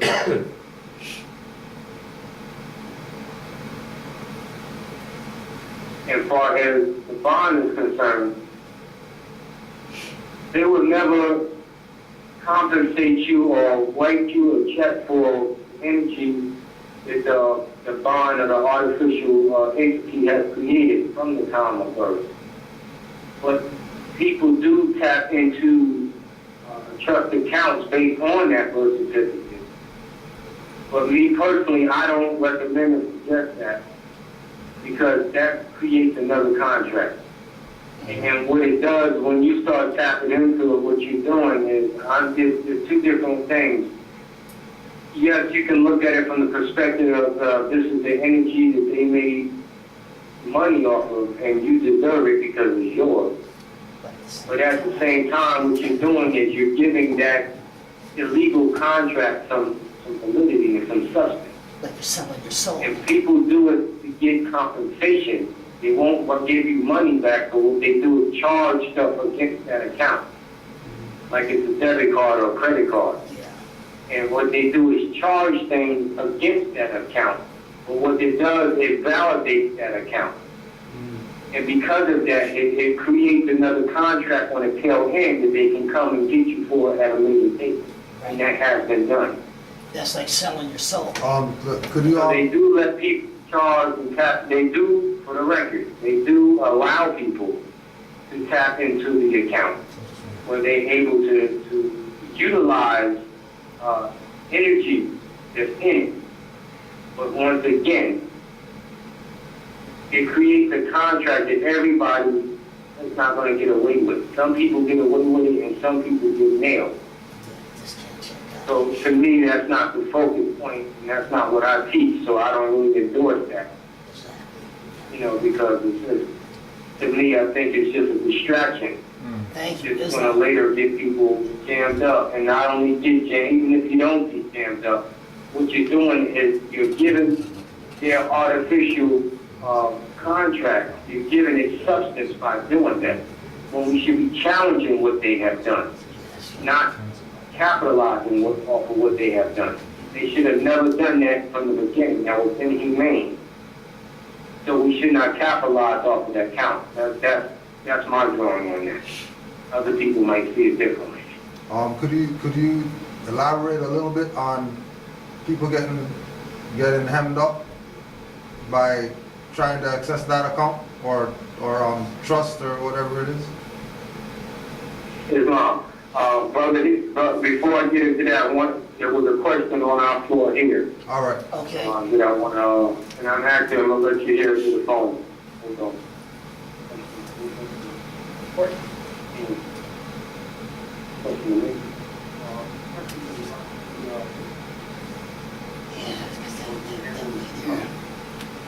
Islam, Morris. Islam. My question is, in regards to the birth certificate, being that people are using that as a vehicle to be able to claim their name. My question on the floor is this, is that does the birth certificate have does it have benefits or does it have rights? Because if you're using the birth certificate to get a right that comes from utility in the sovereignty, the birth certificate, is the birth certificate that requirement or not? That's my question. Well, it has no rights or it has no, Islam. All right, so to address that particular question, anything that comes from the auspices of the birth certificate is a granted privilege, period. Because it's only granting the privilege to an artificial entity. The birth certificate has nothing to do with a natural person whatsoever. Just like a birth certificate of a human has nothing to do with an animal, like a wild animal, a kangaroo. Has nothing to do with it. Kangaroos don't have birth certificates. You can't even use it in the same jurisdiction. It doesn't apply. Same thing with the natural person. The birth certificate is not representing or identifying a natural person whatsoever, so it cannot be used in that venue. Like 90 Day, it has nothing to do with it. exactly. Title for a car Who wants a slice of cannot be cake? used with identity to a human being. Two different jurisdictions, two different venues, two different subject matters, two different types of commodities. It doesn't even fit the jurisdiction. So whenever a birth certificate is in question, it's only in question based on an artificial entity, period. They will make it seem like it doesn't. It will say you're absolutely crazy for even saying that. But that's really the law. And our job is to expose what they're doing, not really sugarcoat it or sweep it under the rug. If we just allow them to act as if it pertains to the natural person, what we're doing is we're allowing them to sweep it under the rug. And what we're doing, even if you don't get damaged in the process, it allows someone else to get damaged. So we have to take the stand for the next individual don't have to take that fight. And that's how we correct it, through everybody standing for the truth. Which, by everybody standing for the truth, will eliminate what they can do to our children in the future. We got to create that standard. And unfortunately, we've got to take a hit in order for that to change in the future. Somebody got to take the stand. In order for us to even know about nationality, somebody had to take a hit. And that was through our league. Wow. In other words, that was with them took a hit to make sure that we can even walk around with a feather on right now, even talking this. Somebody had to take a hit. And once again, things have advanced. So in order for our children to receive their divine rights unmolested by other citizens, means that we got to take a hit. We got to take whatever hit our forefathers did take. And we got to be willing to take that hit. If we're not in the wrong business. Right, there's not. Islam. Islam. Another sister has a question. And we have one question here as well. So do you think celebrating birthdays keeps that, and that's that state of mind? You know, when you're putting that frosting on the cake and the candles, But that's you're a celebrating the straw. That's a different situation. I know, man. Like I said, I didn't want to have I've been holding the question from earlier. Especially When with we were talking about programs especially and with children. things that we should have going on in the movement. My question was, what type of programs have we had in the history of the movement that were beneficial to the movement and to other people? And what type of programs can we implement with the eager needs and numbers that we have now, realistically, to make, you know, a difference, to make a benefit for them?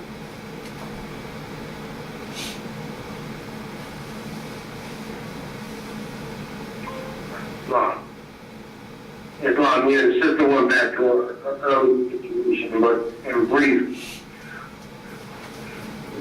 some of the programs in 1928, and when you change to look at the wall, a lot, those are excerpts of the Moorish side from, 1928, 1929, and some of the programs in general were schools. They had schools. They had to have schools where the children went to school, they served them, and it was being taught by Moorish teachers. That's one program. They demonstrated charity. That was a charity. Even on Christmas, even though we don't support their version of Christmas, so to speak. The Moorish Temple of America was open during Christmas, handing out free toys to the community. As a charity, as an outreach, just to say that, just to bring the children in, educate the children in, and give them an opportunity, even though they were less fortunate, even though we didn't agree to their concept of the holiday. These are things that the Moorish Temple still dedicated themselves to do. Business enterprise. We had all types of jobs. We had Moorish cleaning service, Moorish catering service, cafeterias, grocery stores, moving and furniture stores. We had all these different type of businesses, i.e. programs, that were set up in 1928. And this is official. We have the records for them. We had our own printing press. We did our own publications. Not just literature going out, but newspapers. And other businesses actually were forced to advertise through us. Moorish manufacturing companies, herbs, health. We had all kinds of programs. And at a very limited amount of time, this was set up back then. So when you ask, well, what can we do now? I would feel we can do bigger and greater things. At a minimum, whatever they did then, in more things now, because now this is electrified age, we've got internet, more technology. We should be doing more electrified stuff than what they did. It's not. So just like they got furniture stores back then, physically in the city of Chicago, we have online furniture stores. We should have online schooling. We should have organic cleaners by now. Organic grocery stores, all that kind of stuff. You know what I mean? Taking it to another level.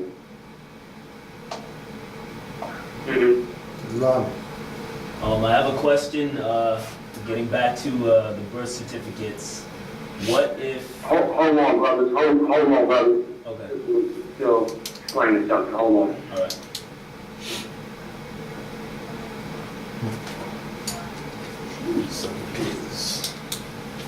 Just like two classes, one. Yeah. Yeah. If you were discriminating. My thing is going back to the point, following the blueprint. Right? And Sister asked, how do we implement those things now with a little bit of finance? And what I'm saying is following the blueprint will bring those finances. And the blueprint was this: going out and bringing people into the temple. They were able to establish that based on the membership alone that were in the temple, where just like you see the churches, they dedicate not only what goes in the public collection, but they pay tithes and stuff like that, 10% of their earnings and all that goes. They're able to accumulate what they want.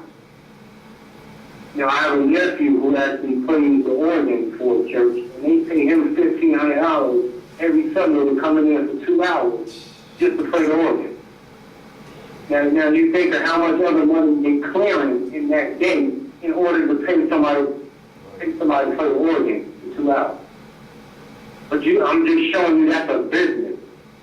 And the dedication and the amount of people they have to be able to do that. So I'm just showing that as an example that the membership is the key. The members will bring the finances to do the things that we're talking about. And just as a reference, in Chicago in 1928, they had over 10,000 members in the city of Chicago alone in the Moorish Temple. And the problem is they wasn't a part of all these different groups. There wasn't no different types of groups. Every Moor was a part of the Moorish Temple. And that means that every Moor put a contribution in, it went to the same treasury. And so the treasury was so much in abundance, they were able to do this with the proper administration. And that's how government is ran. So when we function now, we got all these different groups. And whatever people collect from their group stays within their group. We can't accomplish nothing as a nation that way. Does he mean as? That's why the important thing is to be unified. It's not based on ego or it's not all about the name of the temple. It's about the blueprint and the government structure that backs it. Without that, like he said, without a grand treasury, there's nothing. So we don't really have a grand treasury anymore. So according to law, international law, we really got a nation. But we won't say that publicly because we don't want to disqualify our proclamation. But I know that. So trying to fix that is like bluffing. I'm a step to the international community as if everything was all right. But in the meanwhile, I'm trying to fix the consciousness of the people until they wouldn't call that bluff. Sooner or later, they will. So I'm just trying to get us on board before they do this. That's really the core of the issue. Some people might think grants and sponsors, that's other things that could be addressed. But the real issue is membership. Every temple should be packed to the Every temple should be what? Be packed. Got a question? Could you get a question, Ranjit? Go with the candles. Piece of others, I would like to add to that as well on another note, another tip, that along with that, the Moorish Temple of America, if we were to perform more charitable contributions to society, we can and are able to get other people who are really loyal Americans, loyal citizens to actually sponsor and take a place some way in our movement, because you have a lot of, like the prophet said, the Europeans help me, why not you? There are a lot of people that's not in an organization, a movement, that want to help. And when we are out doing charitable ventures, then there are people out there that's wanting to help the Moors. We know that everyone is waiting for the Moors to wake up and rise up again. And the more we are really doing things in regards to charity and uplifting the people, not just about teaching about the nationality and birthright, but providing and not always looking for the movement to do something for them, but to also give to the movement. And giving to the movement, that's the charity, when you give something yourself. And through the charity, we're able to attract people or organizations who are willing to sponsor and give us resources other than finances that can aid and assist us in whatever venture we need to do. So charity plays a very important positive effect on us rising again. Islam? Islam. I have a question with regards to Islam, Granchi. Islam. All right, I'm ready for that question. All right. Yeah, getting back to the birth certificates. What if you're from a place where the name on the birth certificate is not in all caps? He said, what if you are from a place where the birth issues certificate. of birth, Tell them what it's where written. the name is not in all caps. Yeah, that's in Quebec. Like, I'm from Quebec, Canada, and Quebec is, it's part of Canada, but they're somewhat like, if you want to say, a sovereign nation. And the birth certificates that we get from there, they're in it's written regularly. It's not in all caps. So. All right, let me say this. When we speak about birth certificates, Yes. Right. you're talking about different types of citizenship according to the different countries, Okay. so-called countries, geographical body politics. So it's not going to be the birth certificate's terms and conditions is not going to be the same in every jurisdiction. So I can't speak for every nation's birth certificate because every nation don't even call it a birth certificate. So I can't necessarily speak on different nations and their laws. Like for example, here in this portion of America, the birth certificate is construed under, once again, the 14th Amendment Right. for the Asiatic. But now in other countries, the 14th Amendment has no bearings on their law. 14th Amendment is not even a body of law in some countries. So that means that their birth certificate will have to be construed based on some other law. And I would have to do the investigation of those laws to know exactly what their birth certificate actually goes to. So, So up a lowercase letter indicates the natural person. That's a good sign. As far as the other legalities of where the birth certificate is construed or wherever their citizenship is construed of, that I don't know. okay. You will have to go into that nation's laws to find that information out. What does it say for citizenship On the birth on certificate. that same birth certificate that we're speaking about? Oh, it does say Canadian though. Yes, the birth certificate It is. says Canadian. Yes. Okay. And they don't use the word race on there, do they? No. All right. Well, like I said, that's, Birth certificate is a birth certificate. That's just like dogs getting cars. then you would have to go into Canadian law and see what they use as their source of citizenship. But here is a whole different ballgame. Because here, they don't use the term citizenship or nationality, they use the word race. Right. And then with race, it'll say, either Negro or black, or some of them say color. So through our lead program, he was specifically addressing the political declassification here in North America. So when he was saying stuff about Negro, black, and color, that's a political race here. Right. That's not just terminology they use. That's a classification of a real status here. So I think the birth certificate here, I think, has more of an artificial meaning Right.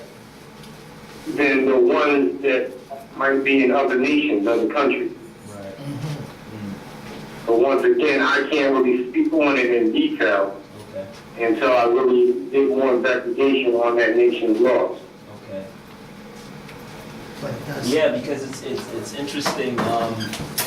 Quebec is a province here. Actually, it's right next to Ontario, and they do follow the laws of the Canadian laws, but then they have certain laws of their own as well. So they're always trying to be a sovereign nation. They say they're sovereign, but they're still under the jurisdiction of Canada, if you want to say, to the extent where they're still using the currency and protection from the army and so on and so forth. Yes. And Quebec is, No, that's and it's once again understood. right. And the French colony. true identity of who you are, or your descent as Moorish is still not listed on that birth certificate, which still makes it misrepresentation either way you look at it. Right, yeah. So it doesn't really identify you anyway. So it still needs further support or identification other than that person. Right. Okay. Islam? Islam. Another question, if I may. What moves are being made with this movement internationally at this point? Are there any significant moves in terms of establishing the government with like the United Nations? Anything, are there any power moves, if you want to say, in that direction at this point in time? Once again, I look at it as being premature. Okay. Because we still don't have our national representation intact. So I know the result. We've been there, done that years ago, and I'm just myself not trying to reinvent the wheel. Like, I'm only trying to teach the truth and what needs to be done, and I'm not trying to force too much attention to what's premature. Even just dealing with our government, as Moorish American is a government, but until we really function like that, I can't expect the international community to acknowledge that.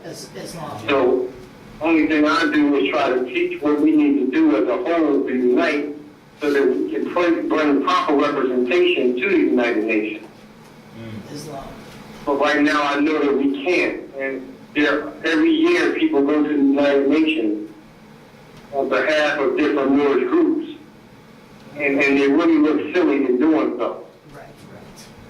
And they don't get a favorable reply. It's doing it out of ego, as they say, well, I'm the head of my organization. I'm the head of this nation. I'm the head of that nation. But we only talk about one nation. But everybody want to take the same flag and talk about their head. Right. And they usually don't let us into the forum because they know that we're out to lunch. So my thing is to save the embarrassment. My thing is I just keep teaching the people. Yes. Let me ask this question, Granchi. So, based on what you just said, is it is there an obligation for us to even go based on the fact that they already acknowledge Noble Juali's position in the declaration? I would say there's nothing wrong with going, and I think it is positive to go, just to show presence that we're active in the community, in the international community. But I don't think that we should be, jumping up there going in a leadership capacity until we agree to send a leader there. When the rest of the nation show up, they show up through counsel and representation. We all showing up arguing with each other and usually having arguments around the corner. And I'm just telling you this from experience. So what I'm saying is to go just based on support and presentation, but not going in trying to make a political ruling or disguise ourselves as being like the leader of the nation, which what some Moors do, what a lot of Moors do. Where's the short word? Presence is always important. Just like with your city meeting, going up to your seat, and to your national convention. That's all necessary, just to show that we are involved in the political arena. And we, like the prophet told us, he's going to keep Europeans and allowing us to teach his government. So I'm in favor of, we need to learn from this forum. Go there to learn. I go to a city meeting, I go there with my pad out, and I'm taking notes. Looking at the parliamentary procedure and just seeing how they run government. because we need to do that ourselves. And when you say Moors You know, are, so we're in school.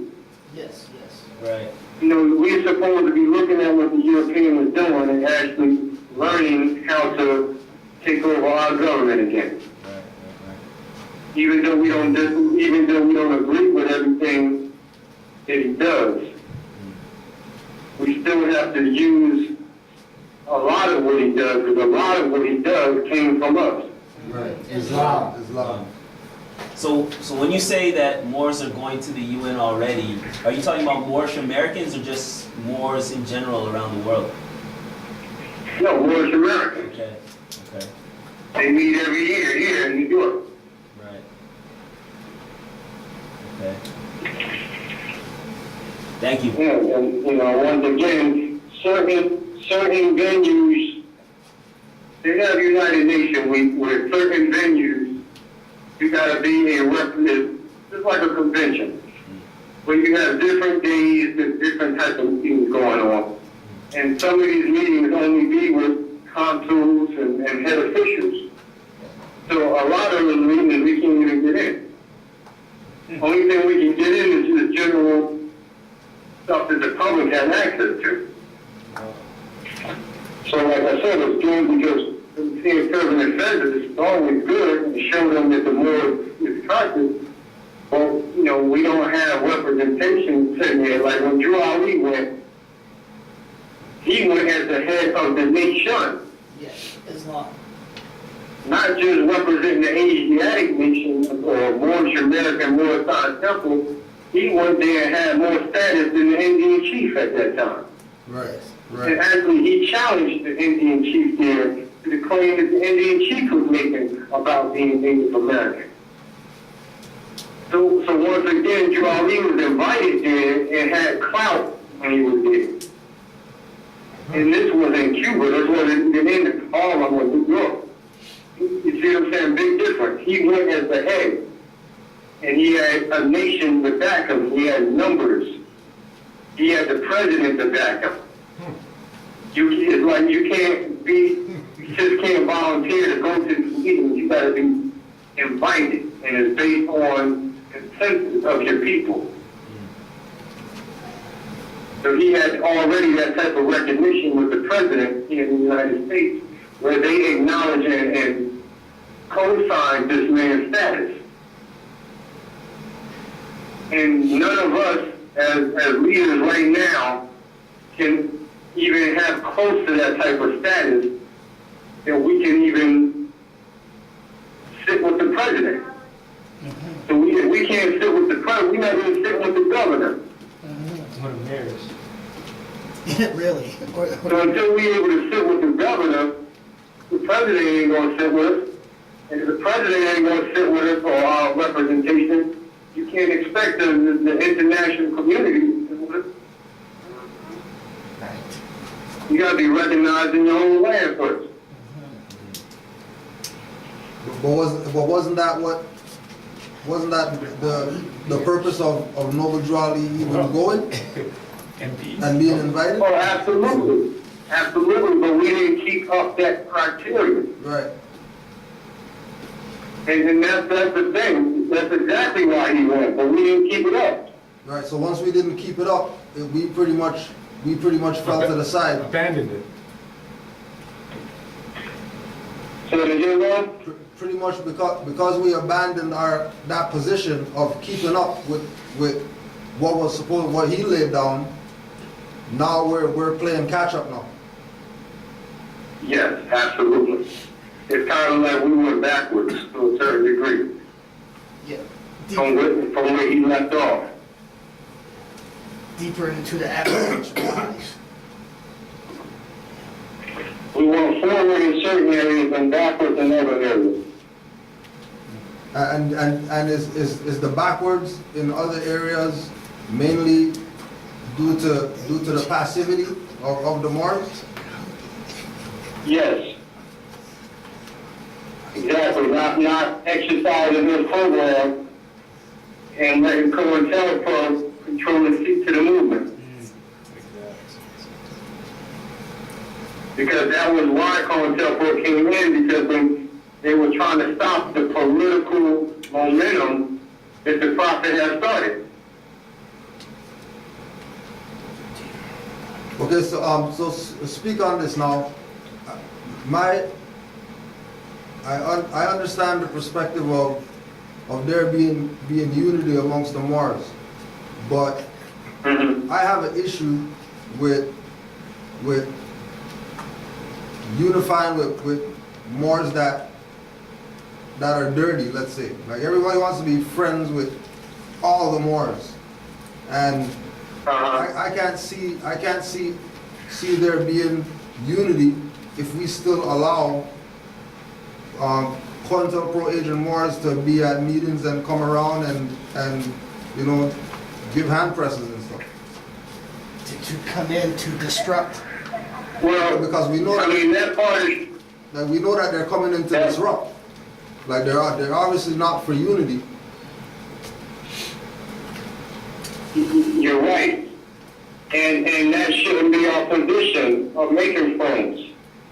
That shouldn't be our position. What our position should be is educating the masses of people and forming a plebiscite to vote those people who are dealing with flattery out of position. Islam. And that's on all fronts. Sure. That's on all fronts. Right. So we need, it's not, and listen to closely on this. When we dealing with unity is not dealing with how many people you can get to come together physically. Unity is dealing with the like minds that you got coming together. Islam. Just to follow the blueprint. That's why the blueprint is so important, or the prophet's program. Right. Because if everybody agrees to the program, you would automatically have unity. You wouldn't have people disagree, like you just made the statement, sitting around other Moors who's not trying to do nothing. And that means that they're not following the program. So if everybody follows the program, then you wouldn't have no problem sitting around them. Right. Right. So that's why we have to educate the people so that they know what the standard is when they come in. Just like I was saying back earlier, you know, when Brother Tallahassee was asking about the issue of the birth certificate, and I said my whole mission is to set the standard and raise the bar. So yes, we can do things the easy way, but if you raise the bar from the beginning, then you wouldn't have people coming in with a false pretense of what they're supposed to be doing. Right. They will automatically, when people who come to us or around us, they start out from the beginning with one concept. Instead of coming in through different avenues and comfortable for 10, 20 years, and then you try to change their direction, they set their ways at that point. Right. But if you raise the bar from the beginning, then that's the only thing they know. Right. So I'm not interested in what the old is doing. My thing is to educate the people on what they're supposed to be doing. If it's the old people who want to come around with the new people, whoever it is, the message is the same. Right. There's already a standard. Yeah. Right. And a lot of it, like I said, the stuff that's going to have to be done through genetics. What do you say? Just as in the prophet Oh, genetics. did what he did. It took generations for it to actually gain the momentum where it can stand by itself. So that's why he said he brought us something we can't clear up. Because what he got going on is divine, and then the momentum is in the Eastern. And the same thing, we just got to keep that spirit going, regardless of how many people are involved in it. Right. No matter how many people are involved with it. And even, you know, because I listen to a lot of people, and the program itself has not been implemented by everybody who claims to come in and do the work. And it keeps the language different, it keeps it divided. And if we don't, you know, and there's no unity that way either. Like I understand, it's certain things like this. A government must be an expression of the will of the people. That's Brother Marcus Messiah Garvey's teaching. So the government must express the will or the interest of their people. So what we have to do, this is how government, or this is the purpose of a movement. What we have to do is raise the consciousness of the people. And then the people will choose amongst themselves who their representatives are. And that's how the government is actually ran. That's how the Moorish movement should be ran. So that when we come to going to the United Nations and all that, we will already have chosen our representatives to go represent us, and everybody will be in agreement with that. Opposed to all these different individuals going or sects going to try to represent. Right. Correct. There's no power with the different groups. Right. So that's why when I, you know, some people might think of that I'm against all of these different groups, and it's really not that I'm against the different groups. I'm against the concept of the different groups from a lawful perspective. Yes. Because I know that there's no unity behind it, so we're not effective as a nation. Right. It's not nothing personal with the leader of the group or the individuals in it. But I know that we're less effective that way. Right. And that's what I have a problem with. And obviously the prophet had a problem with it because that wasn't his instruction. Right. So when he spoke about having a grand treasury, you can't have a grand treasury if you have multiple different nations. It don't work that way. That's why he said, I'm going to leave the European here as long as I can teach your government. Yes. Because the Europeans don't function that way. So we talk about the Europeans, but when it comes to political, you know, adherence to laws, man, we got another demonstration going on. And that's the proof that we can't financially even support the little groups that we have. For real. We're not even respecting nature, the government, the nature that The Home Office, and I've seen the record, when the prophet was informed, the Home Office in Chicago actually was paying the bill to the other temples and the other properties they had across the country. They were writing checks from Home Office. For real. And they were able to do that because of the treasury that they had.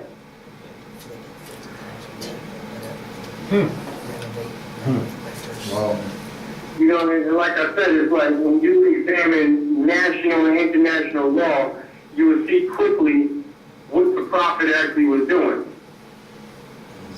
And it doesn't become an option for us to function a certain way. If we're a nation, we got to function like a nation. Right. So now I understand the degrees on why people branch off and do what they do. And that's because of the people who were in the temple did not handle their fiduciary duties. I understand that. But my position is not to leave the temple alone or the concept of the temple because of what they've done. My position is to restore the temple. Right. So I don't look at those people sitting in seats in the temple as the temple. I'm basically ignoring their status in the temple because they're technically not even the temple itself. Right. Based on them not following the protocols. Exactly. Right. So my whole duty is to educate their members. Right. And once their members become conscious of what their goal is or what their role is, then they will straighten up their leaders. Right. And that's how you do the plebiscite. That's how the prophets did the Marcus Garvey movement. When the people, Garvey rallied up the people, but their concepts was wrong. So what he did was still utilize the same form to educate the people. And a lot of the people, the earlier representatives of the Moorish temple actually came out the Garvey movement. Right. And the different Masonic movement. So what he did was form alliances with them just to correct their consciousness. Islam. All right, more. I think we're Because gonna. the people are the government. You know, that's what we got to do. The people are the government. Because you have to educate the people by any means necessary. Right. Because that's the only way we can change this. Right.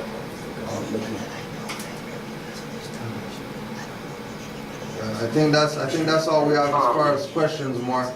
We're gonna definitely do a part 2, and I think the doing the audio it worked out a lot better. Islam. You know, part of that is my fault too, and I'm gonna correct that because I'm upgrading my system here. We're functioning off a Wi-Fi connection. And we don't have our own internet connection with the temple, and that's the problem. Oh, okay. So we don't have a strong enough connection to be consistent. Right. You know, and actually, one of my best PCs actually went down, so I'm trying to get that straight too. So, Right. I'll let you know when everything gets back up and running the right way, so we can actually get that going on. Because you know, it's beautiful when we get together and do this demonstration. Yeah. Good, more. Yeah. Well, you're good because I'm gonna post this up on YouTube so you can see how the audio session went, and you know if worse come to worse, we could just do it this way until you get everything in order over there. This still was a good bill.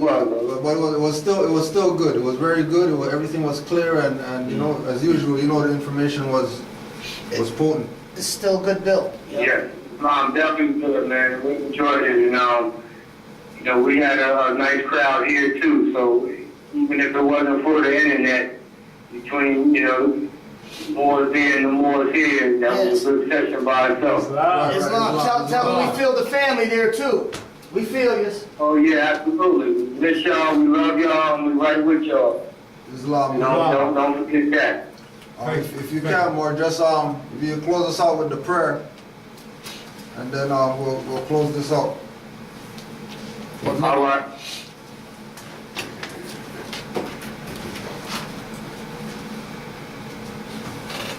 We're ready, more. Allah, Father. Waiting on me, or you got somebody doing it? Wait on you. Waiting on you, more. All right, Islam. Islam. I'm gonna close out with the closing prayer.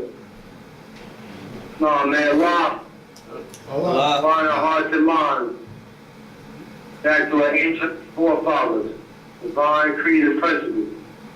This we ask in our holy name, in the seven Elohim. Amen. Amen. Islam. Islam. Islam, Lord, love y'all and y'all stay strong. Islam, brother nature. Thanks, yo. Islam, nature. Appreciate it all. So you're asking? Islam, and once again, don't lose focus on that building, man. No, we won't. We're good. We won't. The building is not closing. We're just changing location. We still gonna have the. Yeah, I understand. Indeed, I understand. Yeah, we still got it, Mark. Give thanks for everything, fam. All right, Islam is. All right, peace and love. Islam is. Oh, that.